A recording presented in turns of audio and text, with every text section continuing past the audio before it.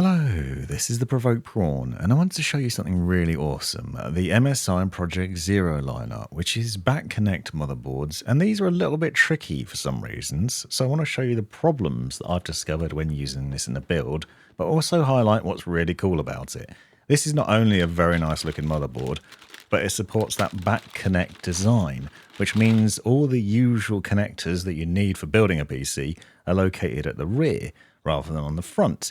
What this means is you end up with a very clean looking PC by the end of it, with very few cables at the front. You can see I've just got the AIO cables here, for example, and a much nicer finish to it. Now, this is a really nice looking motherboard anyway, with brushed aluminium finish on it, and it also supports two PCIe Gen 4 NVMe SSDs, as well as having an X16 slot, which is Gen 5 as well for your graphics card. So the usual sorts of highlights. It's a 14th gen motherboard, so it'll support both Intel 14th gen CPUs and older, as well as DDR5. And as you can see, it's really nice looking, and it is reasonably affordable too. But the thing that's really cool about it is the way it's designed with these rear connectors.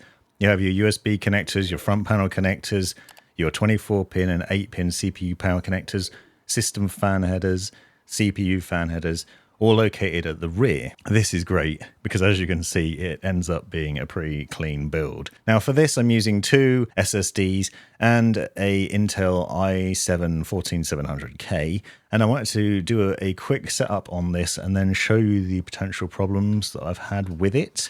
They are quite small, but the setup is interesting because you do need to bear some things in mind if you're thinking about building in this and using such a motherboard for your build, because as with all things in the world of PC building, you do need to check compatibility, because obviously using the wrong parts can lead to problems. Using the wrong NVMe can mean you get slower speeds.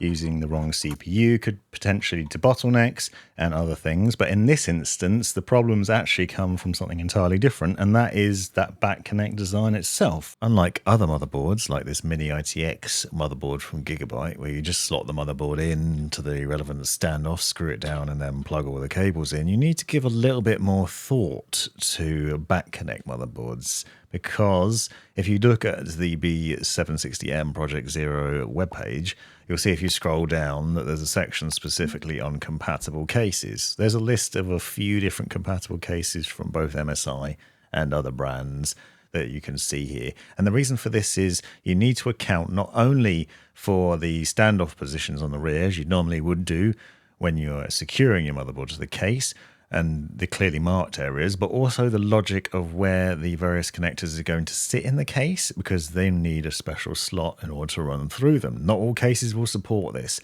Here's an example of one that does, the Corsair 2500D Airflow, which is a new case that's come after the launch of that Back Connect motherboard. So there's reason to believe there'll probably be more in future, and hopefully there are, because it is a very nice design, but it isn't going to be compatible with every case out there, so it's very important to pay attention. If you look at this Corsair case, you'll see there are extra cutouts, and you might have noticed that with the Mini ITX motherboard, that there was a stupid amount of cutouts around the outside of it, and you can see there are basically extra holes here, and those aren't for cabling, that's actually for those back connectors. So where the back of the motherboard sits and those connectors are now at the rear, they need a place where they can run through into the back of the case so that you can actually access them, and so that they won't dangerously be pressing up against the metal of the case, because obviously you don't want to short anything and you don't want any connectors touching the metal and causing problems. So as well as having the standoff set up, you obviously need to make sure that you've got the right case to fit it. Now, the problems with this is you do need to think about cable management a bit more.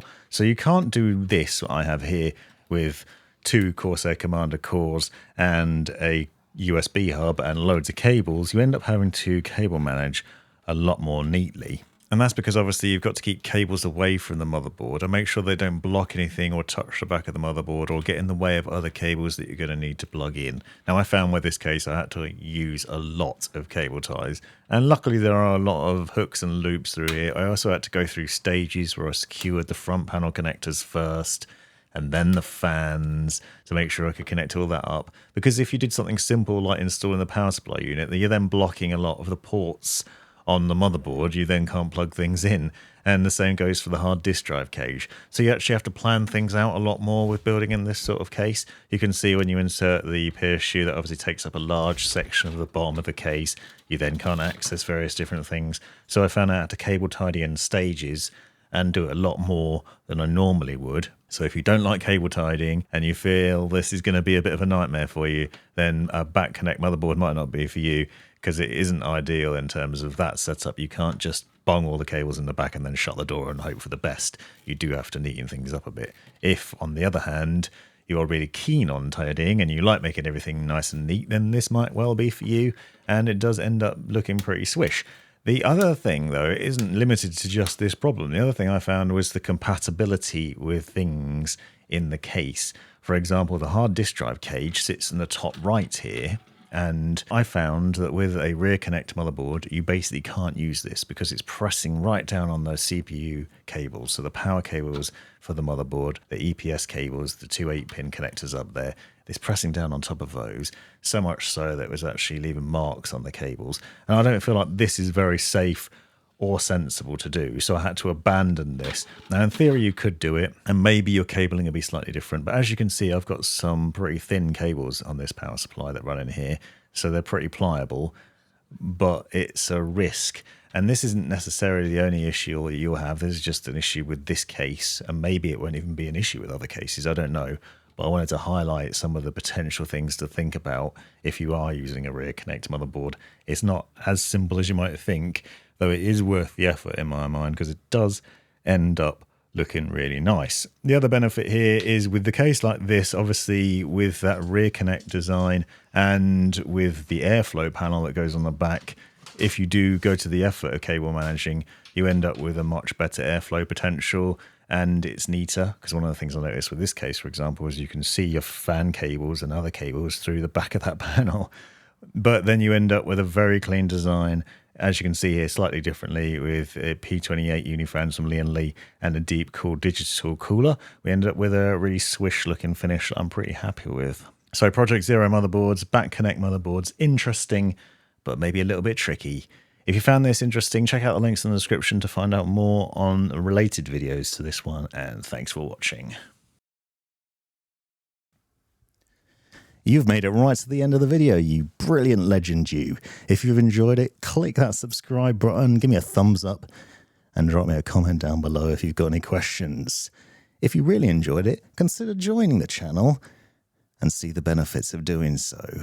Check out these other videos, you might well find them interesting or useful, and most importantly, have a great life.